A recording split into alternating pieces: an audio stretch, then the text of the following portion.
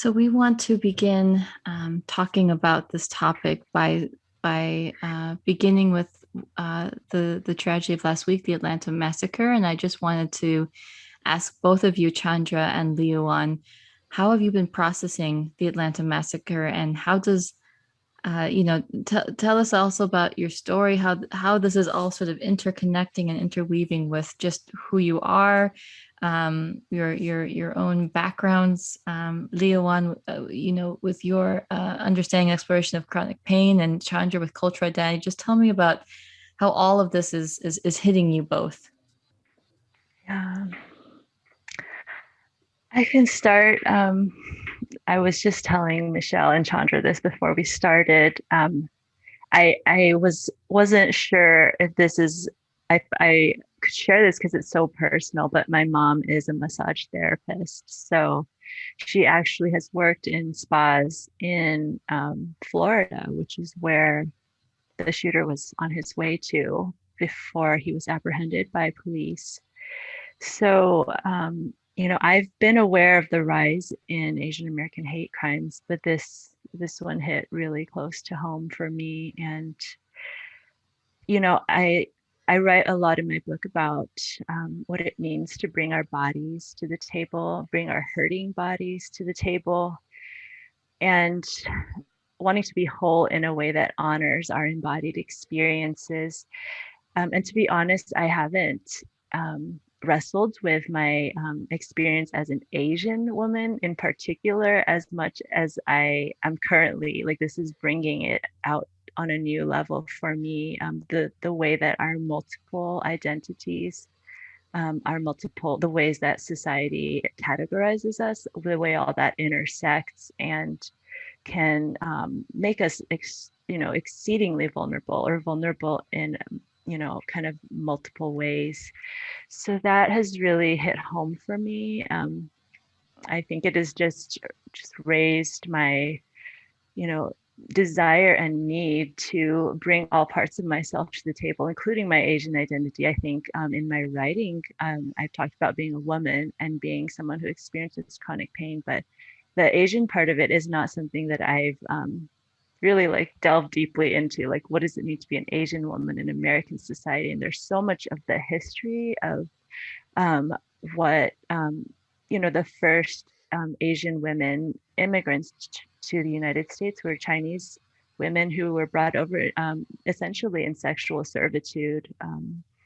Either they were tricked into thinking they were going to come over to the United States as domestic workers and then held in sexual slavery, or they were kidnapped from their homes. But this was the start of the Asian woman experience in the United States, and just learning that history and naming it, and tracing how it has continued to affect whether we identify as Asian American or not. And maybe we identify more with I identify more as being Chinese and as a child of Chinese immigrants. So has helped me to see the necessity of looking at the structures that have formed like how society perceives us, because that is so important.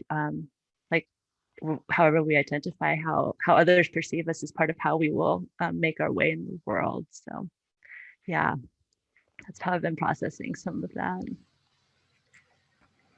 Yeah, I was surprised by how hard it hit me, because I am mixed Asian and white, and present mostly white.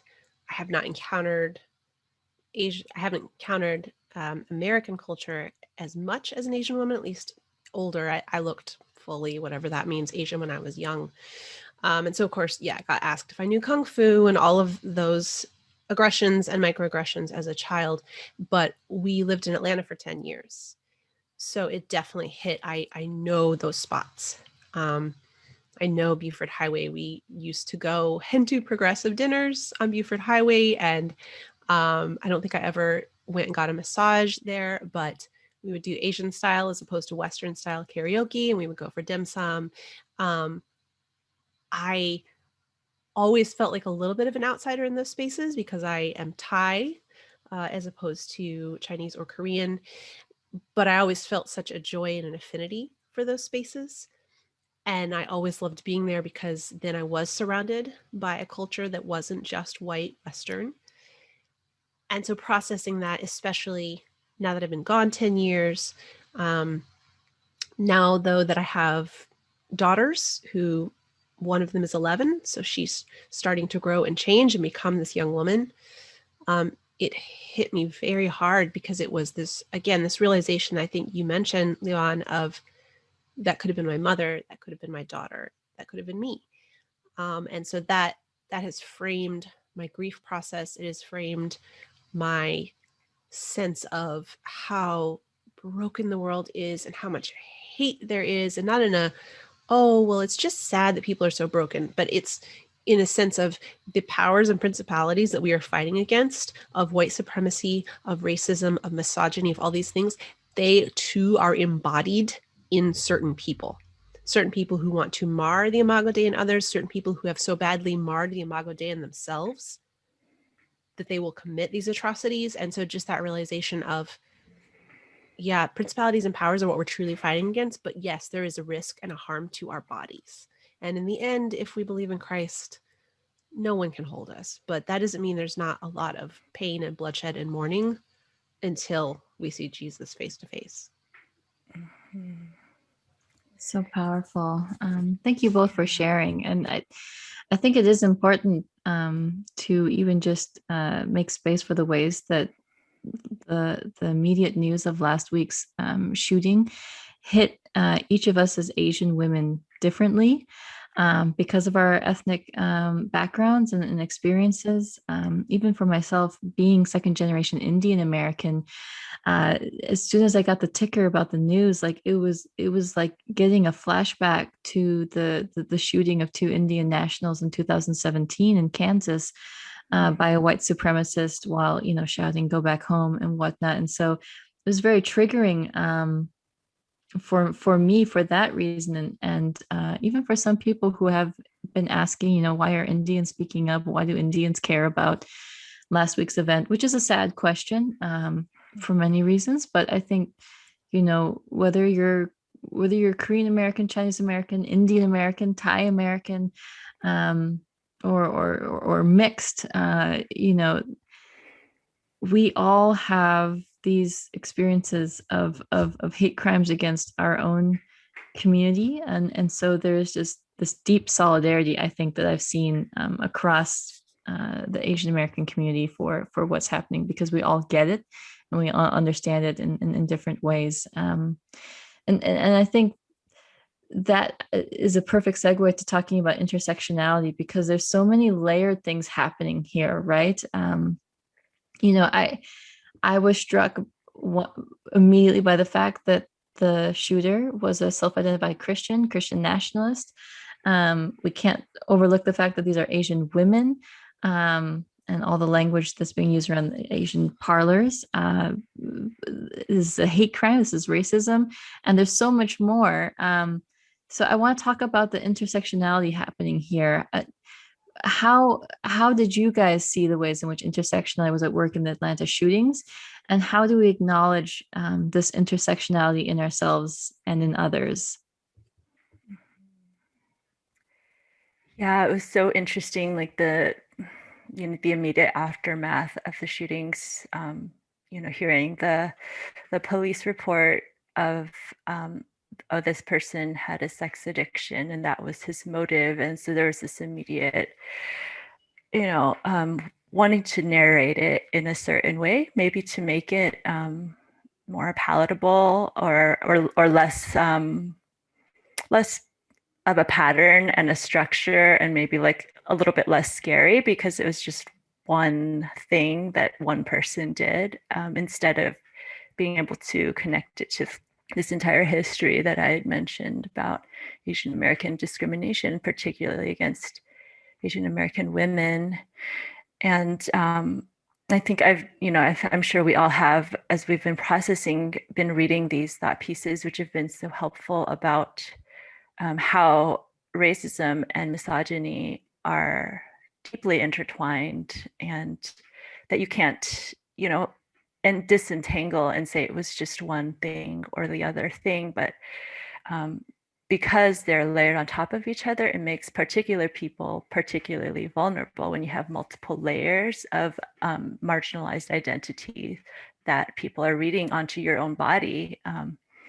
And I guess I wanted to bring up the history of the word intersectionality, because I think it's a helpful understanding. It was coined in 1989, actually, by a legal scholar, Kimberly Crenshaw. And so she was looking at some of the cases in the courts where Black women were arguing that they had been discriminated against, but the courts weren't willing to consider Black women as a separate, like a category in and of themselves. That they felt like, oh, you can either be discriminated against as a woman or as a Black person, but why put both together? Why is it necessary? And so Kimberly Crenshaw was arguing that you know, that taking into account both of these layers, and what it means to be a Black female in the United States is really important. And that's intersectionality. And I think we can kind of apply that. And that term has kind of taken off in recent years. And it has also become kind of a way for a lot of people that are worried about kind of the rise of brown and Black people in the United States as kind of a political force. They're worried about that because I think it kind of it requires them to give up some of their own privilege. And I think there's this concern that when you talk about, if we're going to center the people who have traditionally been at the bottom of society, does that mean you're going to flip the social structure on its head? And what does that mean for the people that are currently at the top of the social structure? Well, it definitely means that they have to give something up. And I don't think that a lot of people who are at the top of the social structure are willing to do that, as much as they might talk about equality.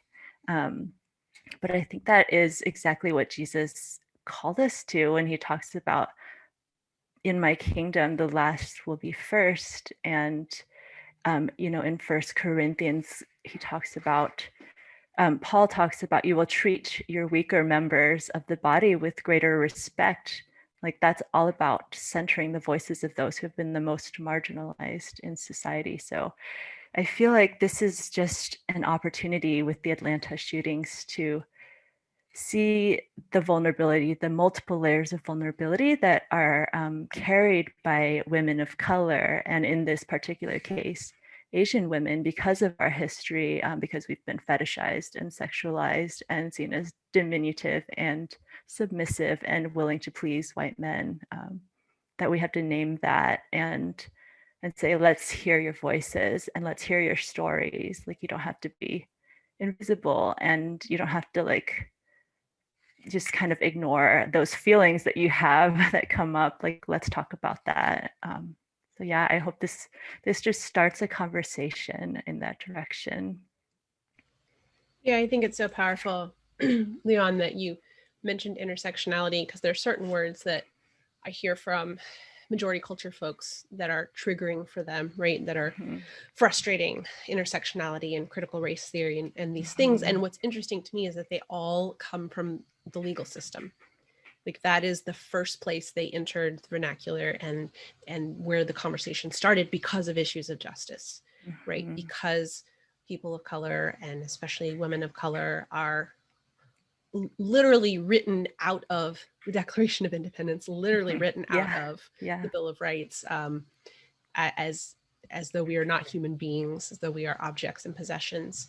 And so I think when we get into that kind of identity politics, oh no, space that people can get really afraid of, I think it's just so important to remind ourselves, like, that there are human beings behind these conversations who have encountered injustice in the legal system, who have been abused, who have been mistreated, who have been looked down upon in the church. And so as I think about the intersectionality of especially the women who were murdered, as I think about the intersectionality of my own life as a mixed woman, with some lighter skin privilege, but also some being left out grief, having been told in the past that I'm not Asian enough, in some ways resenting both my Asian features, but also my lack of Asian features. I literally just in the last 5 years have learned to truly love my epicanthal folds, right? So for East Asian and Southeast Asian folks, and people of that descent, we've got these almost hoods on the inside of our eyes. We don't have that very stereotypical, when somebody Western draws a picture of an eye, like a realistic picture of an eye, it will have this almost inset, right? And then maybe we'll have a tear coming from it if they're really artsy. And we don't have that. And I longed for that for the longest time. And finally being able to say, no, I love my eyes the way they are. Yeah, that's a whole nother level of marginalization. That's a whole nother level of saying, gosh, not only am I trying to learn to not hate my own body as a woman or as a person of color or as someone in several different spaces, but those all combine. And the phrase that it's greater, the sum is greater than its parts, I think really sums up intersectionality and sums up how, when we think of those women and the ways in which they were and are and have been marginalized, and now that their lives have been ended, the weight on them was greater than we even imagine. Mm. Yeah, and I also want to mention class is another kind of factor in the intersectionality. I, as a child of Chinese immigrants, I've kind of like gone past my parents as far as like social economic ladder. Like I mean, my dad has a master's degree, but my mom and my stepdad worked as owned a restaurant business for decades, and now my mom works as a massage therapist, which are very like work with your hands, like working class jobs. And so for me, like having an education, having a master's degree, there's a part of me that's like, oh, I'm better than that, or I've like moved past that. And so that's like another layer of awareness that I have to take into account when I'm thinking about the women that were killed on last Tuesday night, that their status as essential workers, they had to go out and be in these public facing jobs where they were dealing with just clients and people that had all these demands. And I remember that from working in Chinese restaurants, like it is tiring, and you have to present yourself and you have to serve the customers. And that's another layer of burden and kind of like where you are in the socioeconomic status ladder. Yeah, that's so good. I mean, there's so many layers, and I'm grateful that you guys brought up all of those different things: race, class, gender, nationalism, because these are things that, and I'm speaking specifically to the Asian American community, that we have oftentimes overlooked historically or have not given much credence to, and particularly Asian American Christians. A lot of us have historically had a low racial consciousness and haven't necessarily understood the ways in which this has impacted us, or because our parents are first generation immigrants, we were taught to just keep our heads down and not challenge the status quo, or raise our voices. And so I'm seeing a mixed response to this tragedy. I'm seeing, on the one hand, a continued silence or pushback from certain pockets of the Asian American community, to say, like, almost supporting the police reports that this wasn't racially motivated, or why do we need to like bring attention to this? But then on the other hand, I have seen a lot of Asian American women, Asian American Christian women, rising up and saying enough is enough. And not only were 6 Asian women targeted last week, but in the course of a year, with over almost 4,000 hate crimes reported against Asian Americans by the Stop AAPI Hate Reporting Center, the majority of those are against Asian women. And so it's important to understand that when we're talking about anti-Asian racism related to COVID-19 in particular, that at least 2/3, the majority, have been against women. And so I see a reckoning coming. I'm seeing a reckoning coming from Asian American women and Asian American Christian women saying, we've had enough. We're going to raise our voice. We're going to bring this to light, these intersectional problems that are hurting our fellow women. And I think what we're seeing is some Asian American and Asian American Christians growing in their own not just racial consciousness but cultural identity. Like they're understanding who they are, because that's the first step before we're able to raise our voice. It's like a two-step process there. And so I wanted to ask you guys if you could speak into actually a bit about Asian American identity and formation of Asian American identity, because this is a crucial step for moving forward and learning how to advocate for ourselves within the broader American public sphere, especially in light of the rise of anti-Asian hate crimes. And so, Chandra, as our cultural identity expert here, I want to start with you and just ask, what is the importance of forming an Asian American identity right now? How do we do it? And how can we do that well as Jesus followers and still embrace our unity in Christ? Yeah, so as I said, I've been told before that I'm not Asian enough. And I think there's both a truth and a lie in that. Starting with the lie that I'm not enough, that somehow I don't count, that my percentages don't add up right. The truth in that being that I'm not prototypically Asian. I didn't grow up in Thailand. I don't speak Thai. It's funny, the quirky things that I realize, oh, that's very Thai, even though I wasn't raised in Thai culture. So that's the whole nature and nurture discussion. But I don't have that prototypical indirect communication. I talk with my hands. I'm very exuberant. One of the things that I found most powerful in researching the book was, how do we center stories of people of color without going into stereotypes?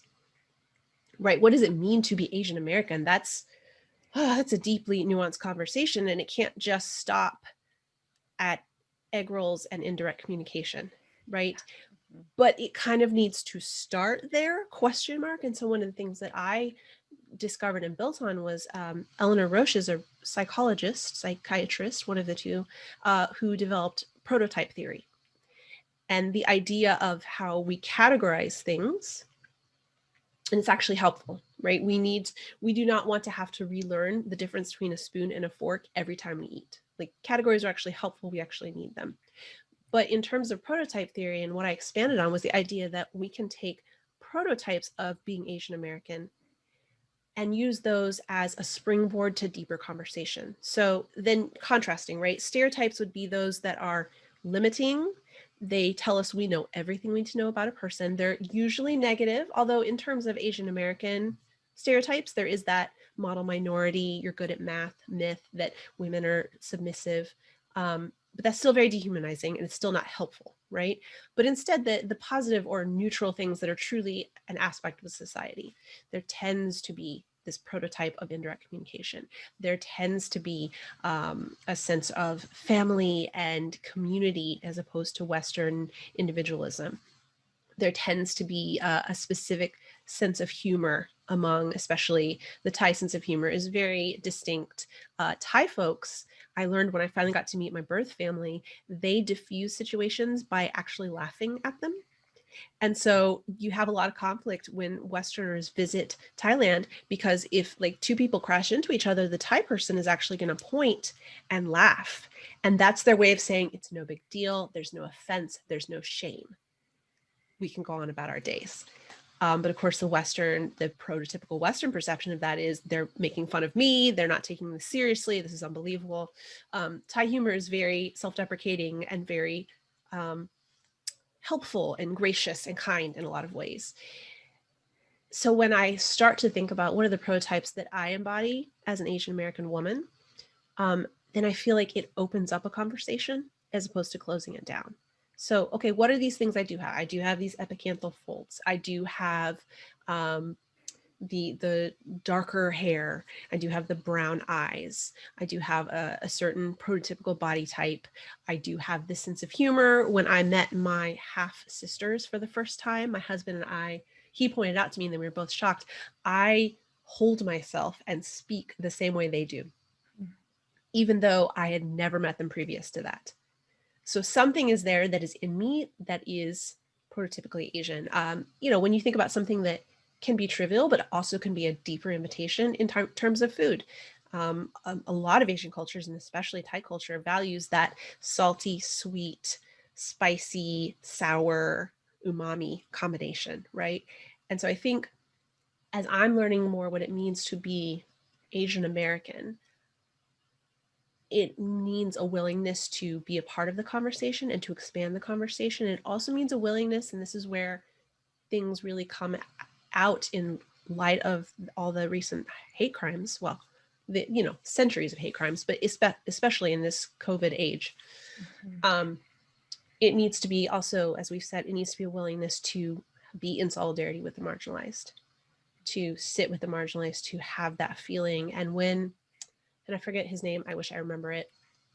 Is a long, beautiful Thai name that I probably wouldn't pronounce correctly. But the Thai gentleman who was murdered, who was shoved and to his death in California, that was especially, I watched it because I wanted to feel the weight of it. And there's whole discussions about voyeurism, and that's a whole other discussion. But what struck me was he was attacked by a young man who appeared to be African American.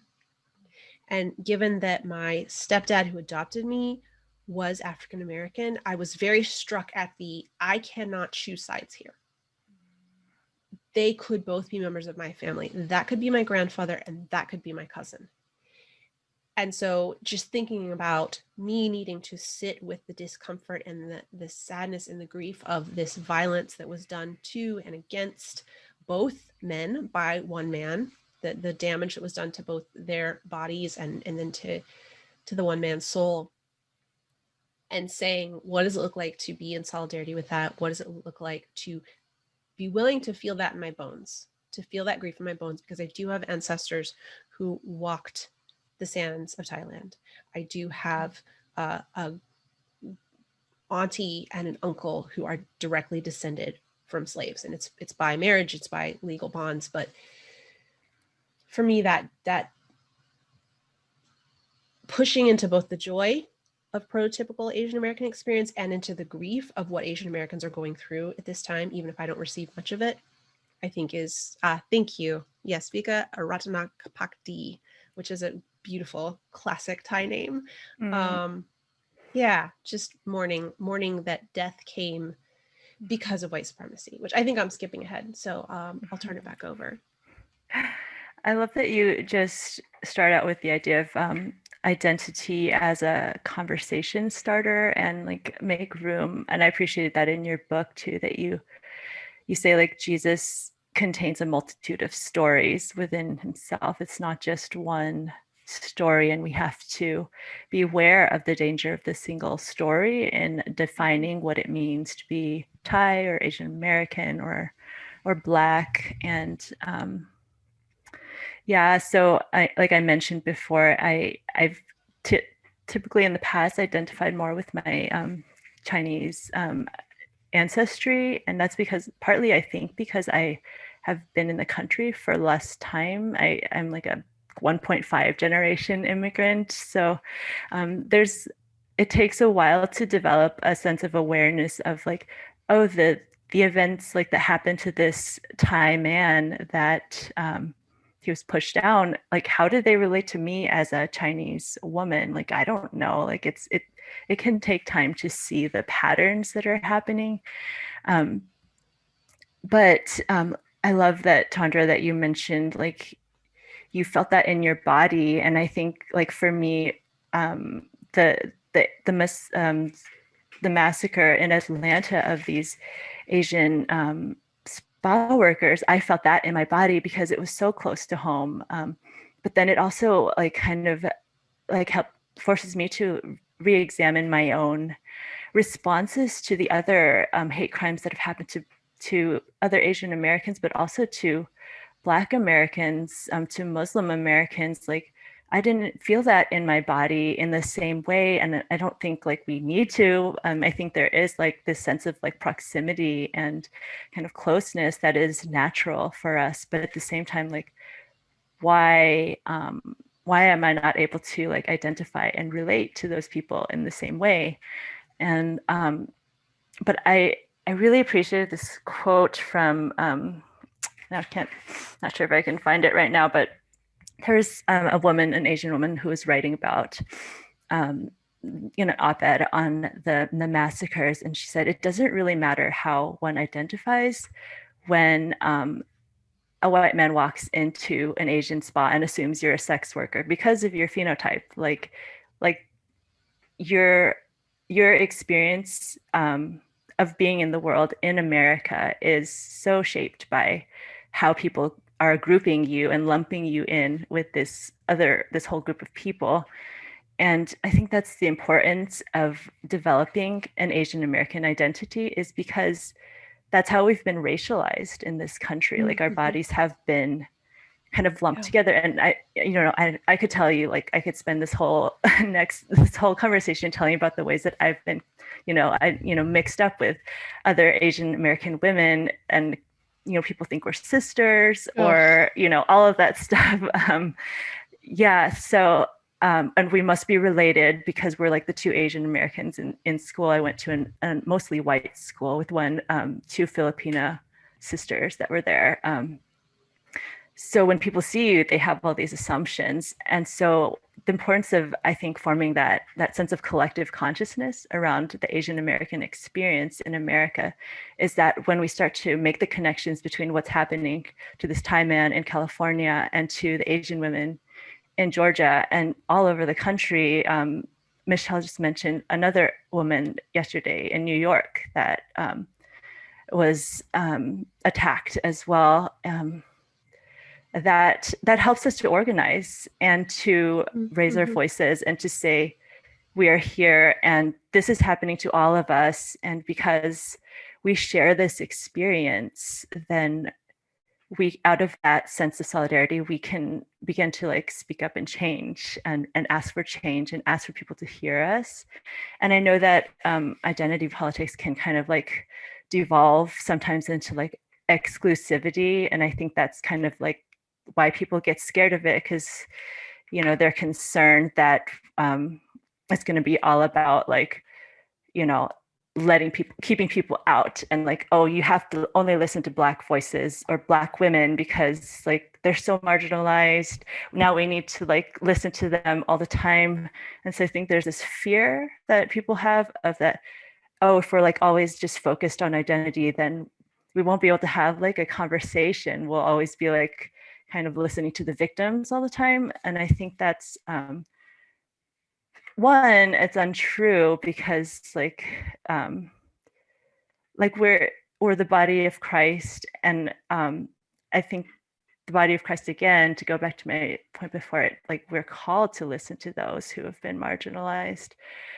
But also it doesn't have to be that way. And I think that we can model in the body of Christ a different way of kind of valuing and celebrating our identity without making it an exclusive thing, a thing that like, oh, because you're not Asian American, you can't be part of this conversation. Like, we can invite people into this space too, while also like making it a safe space for the people who are the most involved and invested in the conversation. Yeah, and I think it's that scarcity versus solidarity mindset that I find so powerful and empowering, is when we focus on, say, we do not have to compete with marginalized stories. The body should be and is big enough to bring all the stories in one way or another. And when we are in solidarity, then we can, like you said, then we can gather together, and then we can call for justice, and then we can even figure out what justice really means in a broken justice system. So good. And I want to I want to dive into that a little bit more in a second. What makes this conversation so complicated is that, we're juggling all of these different ideas and passions and pursuits at once, right? There's the advocacy part. There's like, where do we go from here? And how do we care for the Asian American community while also caring for other communities of color, because it's all interconnected and we understand that. And at the same time, we're all grieving and hurting. And I feel like everybody that I've talked to each day, it's like a different emotion, a different reaction. And for me, I'm an Enneagram 8. And so I feel like I kind of hit the ground with that fight or flight Tuesday night, and was just like, what do I need to do? Like, who do I need to help? Who do I need to care for? And I just, was kind of sprinting. And so for me, it wasn't until Friday that I took a nap in the afternoon, and I had really, really dark dreams about like, it was like a mix of the Atlanta massacre, but like my family was in it. And I just woke up from that dream and just started weeping and weeping and weeping, and just was in a very sad place over the weekend. And then I felt like this week I became very angry, and then yesterday, hearing the news about the Asian woman being attacked in New York, like I felt like that just put me over the edge. And as I read the report, I almost threw up. Like, it was this immediate visceral nauseous feeling in my body. And I still feel nauseous even right now. I haven't eaten much in the last 24 hours. And so it's like, how do we grieve? How do we take care of ourselves? What does wholeness even look like right now? So I know that's like a multi-layered question about like wholeness and like soul care. But I just wondered, before we talk more about creating safe spaces and solidarity, if you guys could just even speak into that, how what wholeness and self-care, soul care has looked like for you guys this past week. If you can even share a word of encouragement for the people listening in, I'd really love to hear your thoughts on that. Yeah, so I'll throw something out really quickly, and then I'd love to hear more from you, Liuan, since you are the expert on dealing with trauma and feeling the body. And I was so encouraged, as someone who is an endometriosis survivor, to have your book to speak grace and peace and hope, even in the midst of pain, to me. One of the things that I found most healing was I was able to be at a conference, at an university conference, with some Black campus staff. And I've also had so many Black men and women reach out to me via direct message and via text. The number of folks who have made spaces in their already stretched thin lives has been so humbling, and who have said, come rest with us, which to me carries with it, come lament with us, we lament with you. Like, it's this beautiful feedback loop, right? My solidarity with your pain and your grief as a Black woman, as a Latina woman, as a Native man, as a Middle Eastern woman, is your solidarity, is my solidarity, is my solidarity, is your solidarity. And so finding those spaces, I think, has been really powerful. And I think, as you mentioned earlier, Liuan, we are the body, and we're called to give honor to the most marginalized. When the whole body is doing its job, then we can take turns.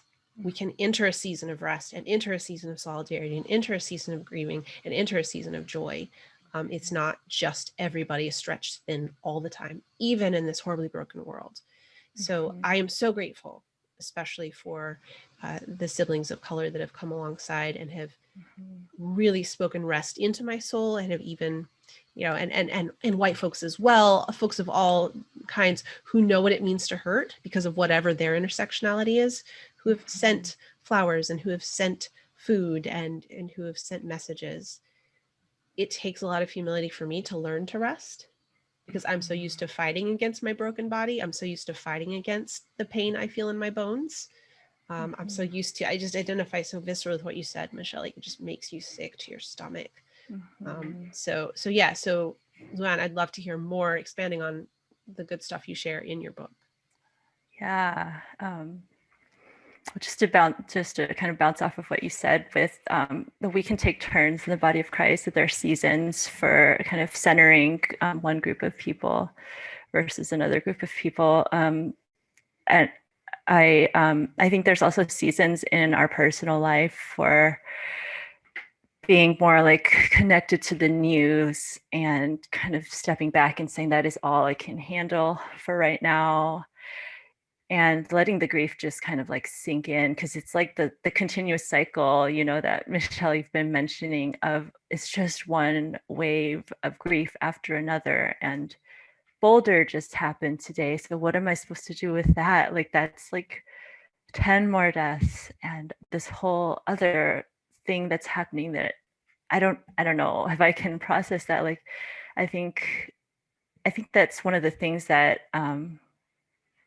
I had the hardest time doing in my own journey with chronic illness and pain, is that like I needed to give myself space to rest and to just let that pain really sink in to my body. And I couldn't handle anymore. Like, that was it. And so like that was my human limit for what I could handle for processing. And I think I'm just like to go back to what I was saying about like I haven't been super aware in this past year of all the different events and hate crimes that have happened against Asian Americans, but I can give myself just permission to say like I'm on a learning curve and I don't have to be like aware of every single thing that's happening, but I can take the little bit of knowledge that I do have and just sit with that and process that, and let that encounter with that particular instance of pain and suffering work on me. And that might mean that I can't do anything else for the rest of the day. Like, pain and suffering has a way of being really inefficient, and like lament is not efficient and grief is not efficient. So we have like, we don't need to keep going when we are not okay. Like, it's okay to be not okay, and it's okay to just say I'm completely spent and I need help, and to reach out to other people. And I'm so glad you're able to like receive that over the weekend, Chandra, with that that group of Black brothers and sisters. And I've definitely received some of that myself, of people saying, yes, like I see you and I hear you and you're valuable. And that's meant so much to have that sense of companionship with other, you know, non-Asian siblings in Christ. Yeah, and I think because of that care I received then when I was talking with a Latino brother, expressing his grief over new legislation that feels like a whole lot of posturing and what's going on still at the border and all of those things. And, you know, even under this new administration that maybe many of us hoped for, there's still a lot of brutality. I think I was able to hear him and see him. I had just a little more space to love him well because others loved me well. And so again, the idea of taking turns, and you know, there wasn't much I could do, and he knew that, and he wasn't sharing to ask me to do anything. But I was so grateful that I could be there for him because I had received a little bit of care, but from other people. Yeah. I love that. I love what you said, Liuan, about how pain and suffering is insufficient, and we need to be okay with that. Because I Yeah. think, and this is true for me as well, that in the midst of so much grief, part of the way that I've been coping with it is just staying busy, you know, and part of it is the work and caring for the community, and part of it is just, you know, yeah, it's hard to just sit there and just sit in that grief. And so that's a good word that I'm receiving right now too. And this ties into the conversation in question about safe spaces, because that's what we need right now. That's what a lot of people need right now. How do we create safe spaces for others? And I think this is a question for both fellow Asian Americans, Asian American Christians, as well as allies, friends of the Asian American community. And as you guys both mentioned, I too have been grateful for African American friends, Latino American friends, Anglo American friends, all reaching out and saying, I see you, I'm hurting with you. How can I help? And so I think there is this big question of how can we create safe spaces for each other right now? What does communal belonging look like in the wake of last week? And how can we not only that, but also equip and empower others to create their own spaces, whether it's transracial adoptees. I was speaking to a transracial Asian American adoptee just earlier today, and she was telling me about the ways in which the Atlanta massacre is hitting her, and how that's also a unique and different experience too. And so transracial adoptees, multi-ethnic, multicultural folk. So could you guys speak into just what does this mean moving forward and creating safe spaces for each other and communal belonging in the wake of everything that's going on?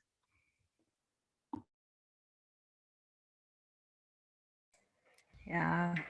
I think it's so hard because with cancel culture and just like the whole idea of political correctness, we can get really concerned, and it's really hard to have these really hard conversations around race and identity and the whole like systemic racism and how am I a part of this? How are you a part of this? Like, how are we complicit? And everybody's worried about offending and saying something wrong. And at the same time, there's a really big need to have the right words and the right terminology because, I'm thinking about a conversation that I had at my church. We were reading James Cone's book, The Cross and the Lynching Tree, and it was a group of mostly white women. There's one other Asian woman that was my friend that was part of this group. And, my friend and I were just like talking about like, how can we be a part of this conversation in a way that we're not leaving our Asian skin at the door. Like, how do we not become like re-traumatized by the conversation? Because we need to have our own safe spaces, like to process as Asian women, but maybe our white sisters have these questions, and like not out of any kind of malice, but that they like just are asking, but that hurt us because that shows us like a level of unawareness that they've had that like makes us feel invisible in our experiences and our embodied experiences as Asian women. And so I think it's important like that we create spaces like that people of color can gather around their unique embodied experiences, whether that's being an Asian woman or being a Black man or and I know Chandra has been to like these conferences where she's had opportunities to gather in these different ethnic groups and had her own experiences of being a minority within a minority, as being multi-ethnic and asking like, where do I belong in these spaces? But sometimes it's important to kind of create those spaces where we can process with people who understand, who get it, before we can kind of open up those spaces and set ground rules in these bigger spaces for our white brothers and sisters or just the general public to come in and participate in these conversations with us.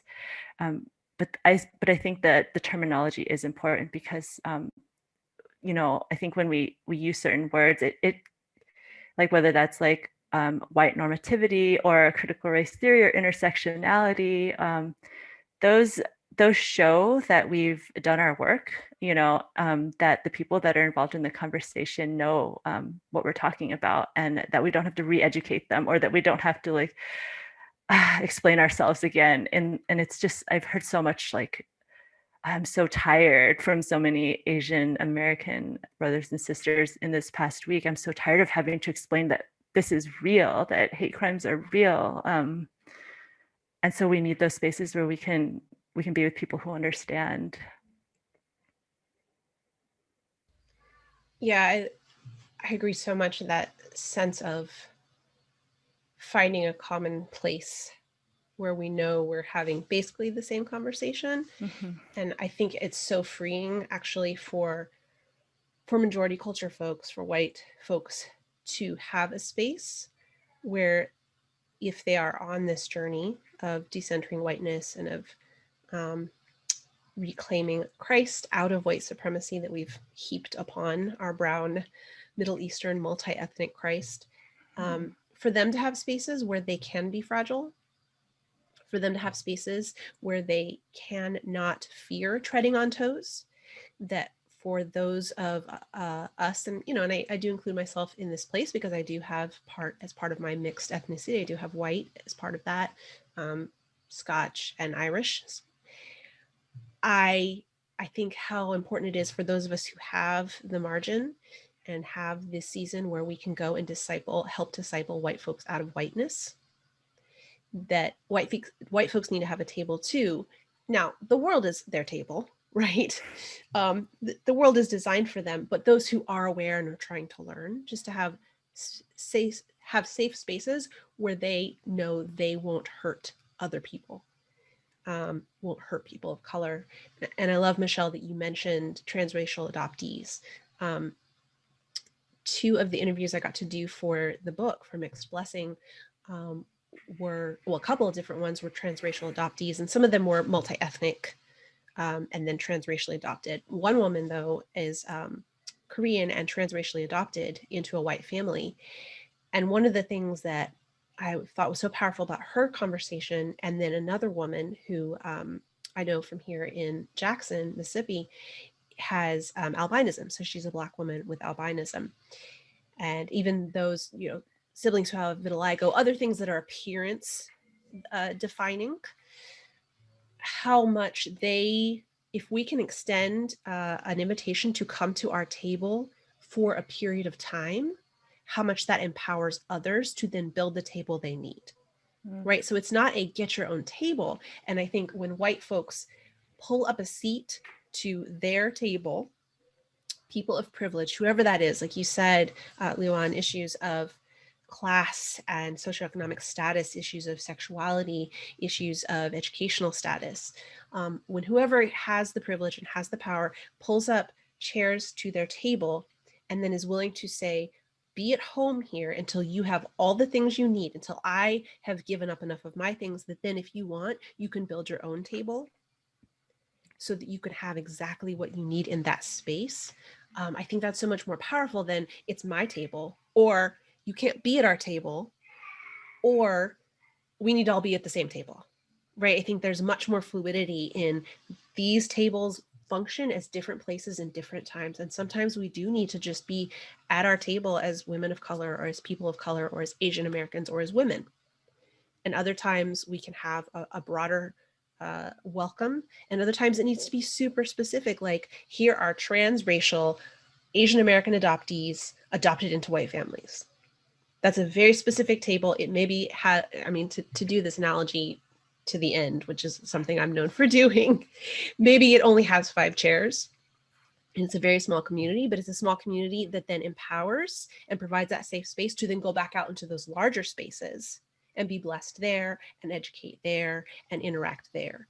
And I think having that home is so important as we think about that wholeness, as we think about those safe spaces, as we think about empowering others, but also having rest ourselves.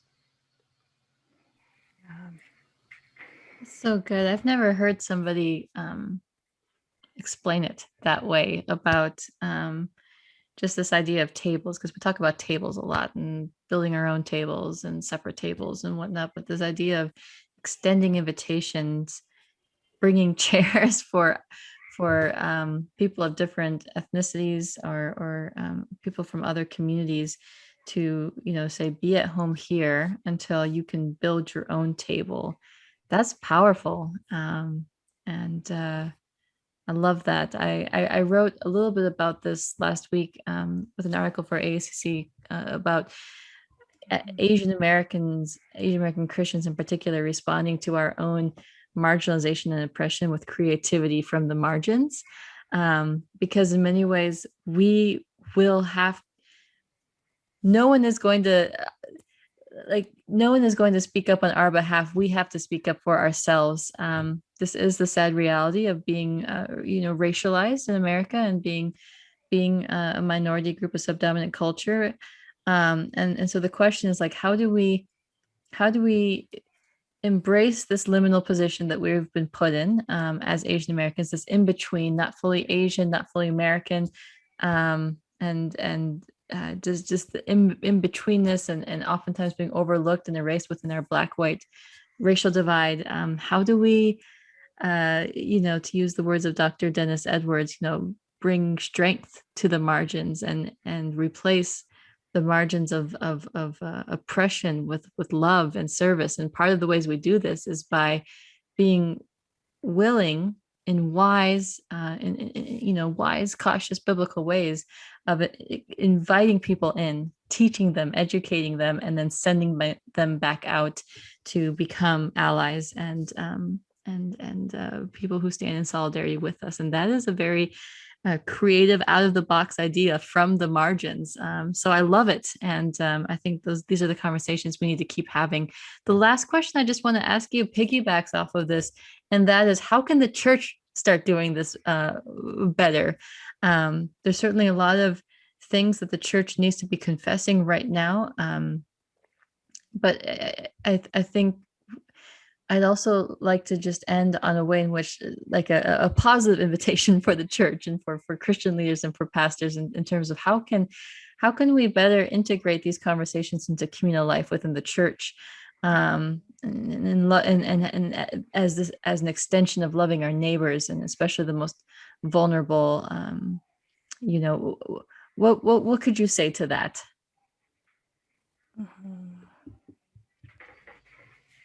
Yeah. I mean, I would just go back to the idea of the body as the example that Jesus gives is being incarnational, of he gave up his privilege as the divine Son of God and became fully human, and he's the God that suffers with us. And like in my own experiences with chronic pain, it means so much to me that Jesus bore my pain and that I can connect with Jesus because of my experience having a marginalized experience, an invisible pain that people don't see, but is part of my lived reality. And being able to connect with Jesus as a man who had scars, that was raised from the dead and was still disfigured, that some people have called a disabled God. That means so much to me, the way that Christ identified so completely with our human story and my particular story. And even, there's the story of Jesus healing the bleeding woman. And I mentioned that in my book, that women in Middle Eastern society at the time were seen as like really permeable and inferior because they were leaky.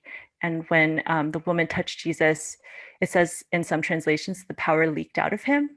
And so he was identifying with the feminine.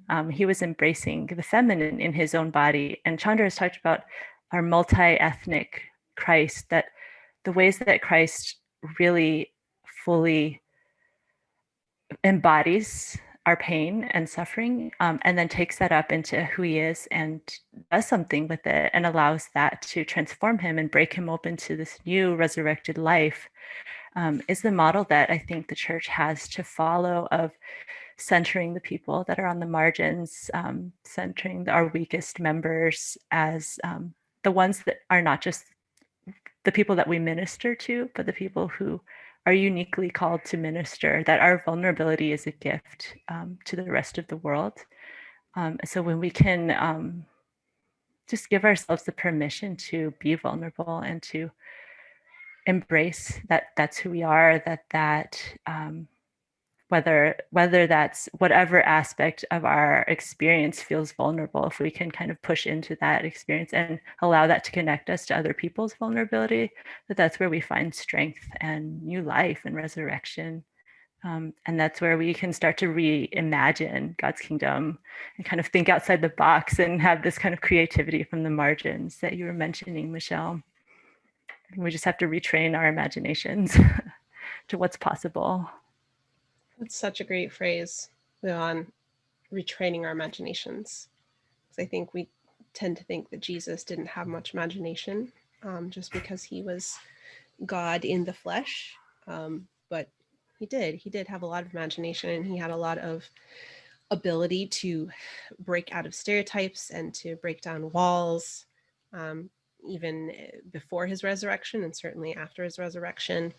I love how much you've reminded us that Jesus had a body that was broken. And I think as one of the reasons you and I have connected on such a deep level, not just because our books were both released in December, but certainly that, is because, as you say, we are people who are hurting yet whole. And for mixed folks or multicultural folks, which Liuan, you definitely are, and you as well, Michelle, we are multifaceted, but still whole. And for Jesus to be that, I think is so important. And we think about all of the things that met in him. He was Middle Eastern, he was ancient Near Eastern, and I think one of the pushbacks that is helpful and powerful and good, I think, that I've heard from African American siblings is, the ancient Near East is a little bit of a punt from African, right? Like they were really close together. And so yeah, he definitely had brown skin. He was definitely multi-ethnic. We hear about his the matriarchs in his lineage who were both ancient Near Eastern, African, Middle Eastern, Asian women, and also not Jews, and how that makes up his entire ethnicity. I think when we in the church, as you said so well, when we remember that and we put ourselves in that posture of being marginalized, of being those who are hurting yet whole, those who are multifaceted yet whole, those who are not home yet, those who live in liminal spaces. And when we look to the least among us to teach us those things, the children, the hurting, those in prison, those in poverty, I think that's a special word that we as Asian Americans have of when we look at our bodies, we can be reminded of Jesus. And white folks can too, but it's in a very different way, right? Because of the way our systems work. Because for a white person to be stereotyped does not mean to be threatened. It does not mean to have their life on the line in the same way it does to be stereotyped as a person of color. But all of us, when we look at our bodies, when we think about the frailty of our bodies and how we exist in this life, but for a breath, then we start thinking in those broader kingdom categories of who can we serve? Who does Jesus love? Who did Jesus bleed for? Who did Jesus leak out his soul and his life and his blood and his power for? I love that translation. Then as the church, we get back on the right path. And that's all of us, right? That's all of us who tend to lose our way. And again, that's something special, I think, that we have as prototypical Asian American folks and in prototypically Asian American communities is that communal nature. We cannot embody Jesus. We cannot bear the Imago Dei on our own. We have to have community. And that's what we've been built for. And that's what the church is and is supposed to be.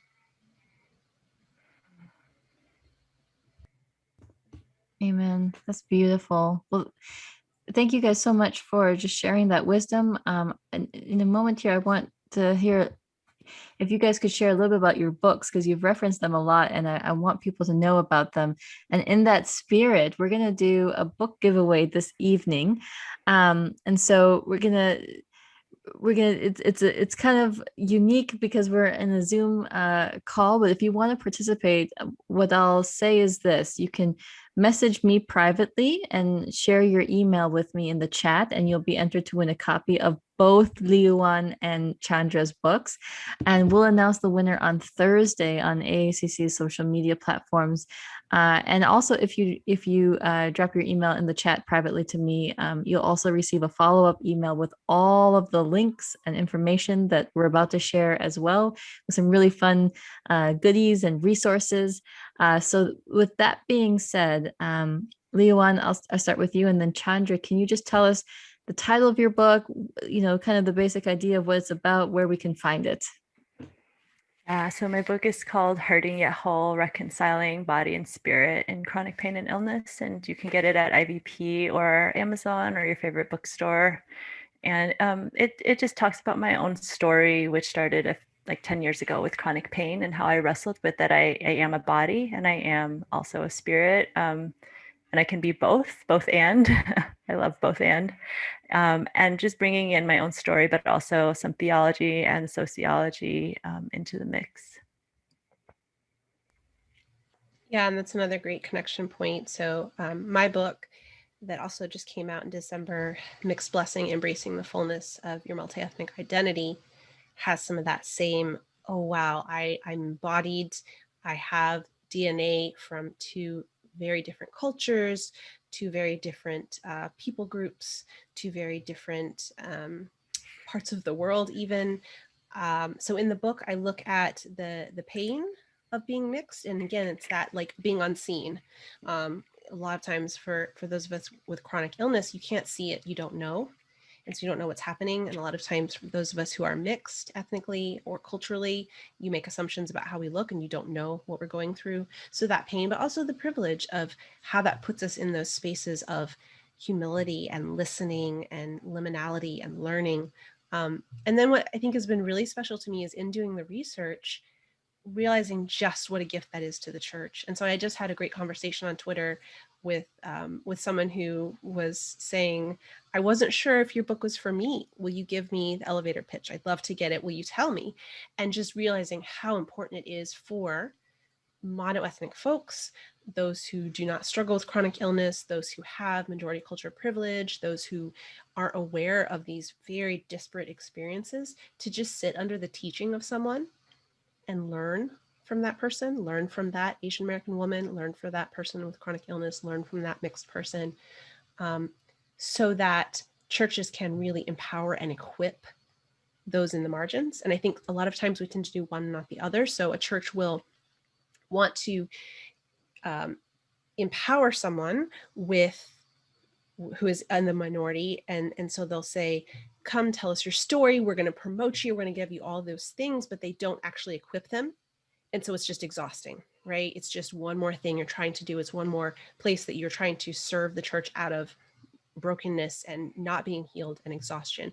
But I think when churches empower and equip the marginalized to make sure they have everything they need that could possibly be given from resources, from the, well, now we're really going to get into it, the redistribution of wealth, the redistribution of making sure everyone has access to fair salaries and healthcare, and I can't not get political here.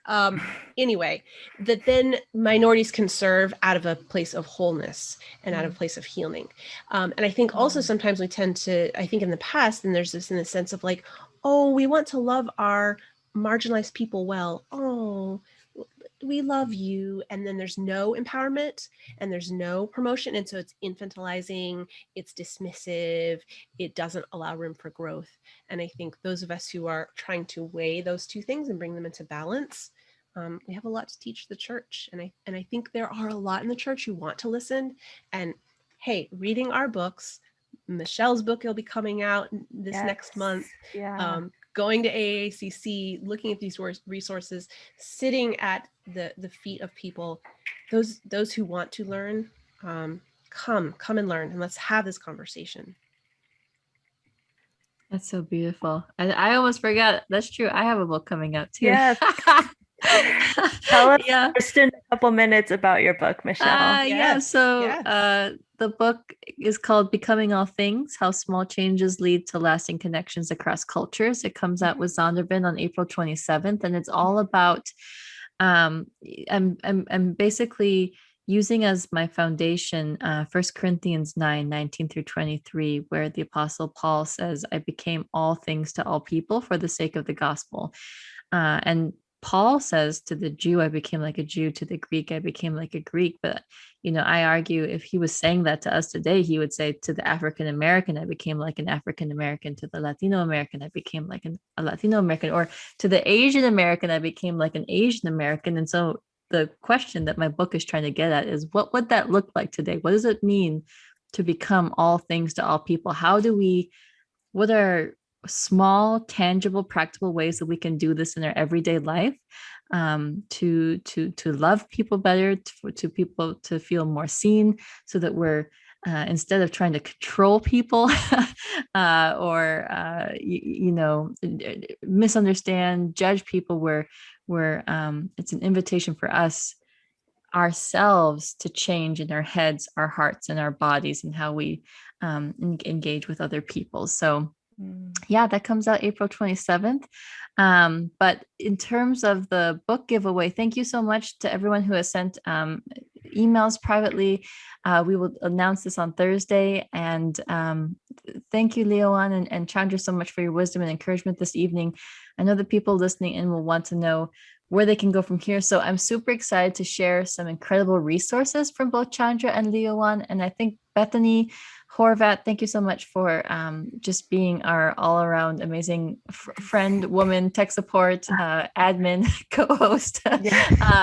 She has been sharing some of these links in the chat, and we will send a follow-up email as well. But first, you can visit Chandra's website, www.chandracrane.com, and she has just launched the Mixed Blessing Pod, not podcast, it's pod. Well, Mixed Blessing. Apparently pod sounds hip, so it's the Mixed Blessing Pod. Okay. It's a podcast. Mixed I don't Blessing know. Pod. I had this image of like a pod of whales, but Mixed Blessing Pod, which has already had some amazing. Luann just like spattered tea. Yeah, I know. I'm sorry. Embodiment. Sorry. That was a rabbit hole. It's amazing, and she's already had some amazing guests, including Robert Cha Romero. I also had the honor of being interviewed by Chandra, and I think my episode is coming out. It'll drop like right after your book does. So bless you. Thank you so much. So I'm excited for that. And sign up for Chandra's newsletter. We'll have the link to that, and I'm sure there's information about that on her website. And you can also grab a copy of Chandra's book at ivp.com, Amazon, or wherever you get your books. And then visit Liuan's website at www.liuanhuska.com.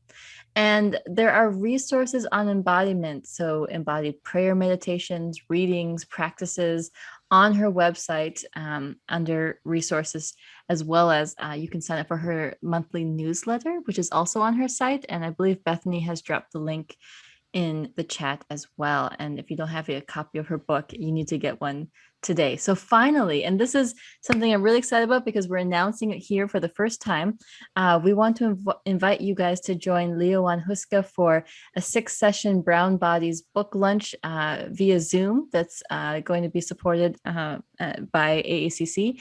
And the group will read 6 books from women of color who have experienced multiple layers of bodily marginalization, from chronic illness to disability, to the immigrant cross-cultural experience, to multi-ethnicity.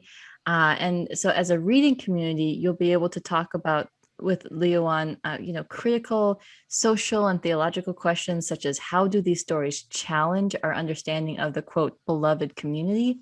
And how can we become better neighbors and friends having read these stories? And so I'm just so excited about this because this is going to be a space to share. You'll have opportunity to share your own complex stories and connect to the books that you're reading. So the Brown Bodies book lunch will meet monthly beginning in May, and the time and dates will be determined. Bethany has dropped the link to the sign-up form. So you can sign up via the link below in the chat, or contact Liuan directly, and the group will then vote on the books that you all will read together. So that being said, Liuan, would you close us in prayer for this evening? Yes. Dear God, who is one of us and who knows so well the pain that we hold in our bodies, who holds that pain in your body. Thank you for this space to be honest and vulnerable and to share our stories. And thank you for the people that joined us. I pray that they have felt seen and heard and empowered in their own journeys of discovering who they are and who they are called to be, and how they can bear witness to you and to your upside down kingdom in this world, in the United States, or wherever they find themselves, and speak into this cultural moment by being exactly who they are and bringing their whole selves to the table. Thank you that you call us to wholeness and to unity, and that means so much more than we can imagine, but that we are on that journey with you and with each other. And we are so grateful that you have called us to that, and give us courage and endurance in the journey. In Jesus' name, amen. Amen. Thank you all for joining us this evening. This video has been recorded and it will be uploaded to our YouTube, as well as will be shared on AACC social media platforms in the upcoming days. And so we invite you to share it with friends and hope that you were encouraged. So yeah, thank you all, and for bearing through also some of the technical difficulties of this evening. Yeah. By God's grace, we were able to persevere.